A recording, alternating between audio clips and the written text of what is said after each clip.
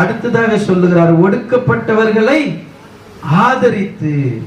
ஒடுக்கப்பட்டவர்களை ஆதரியுங்கள்.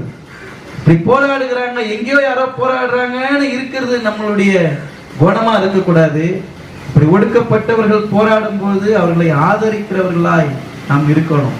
அல்லேலூயா. அவங்களுக்கு ஒரு பிரச்சனை அப்படின்னா நாளைக்கு நமக்கு அந்த பிரச்சனை இருக்கு. துப்புரவு பணியாளர்கள் மாத்திரமல்ல, இன்னொரு செய்தி வருது. காமராசர் ஆயிரக்கணக்கான நூற்றுக்கணக்கான பள்ளிக்கூடங்களை திறந்தார். இன்னைக்கு கல்வித்துறையிலிருந்து ஒரு செய்தி வருகிறது, 200 பள்ளிக்கூடங்கள் மூடப்பட போகிறது. தொடக்க பள்ளிகள் மாணவர்கள் சேர்க்கை குறைந்து போச்சு.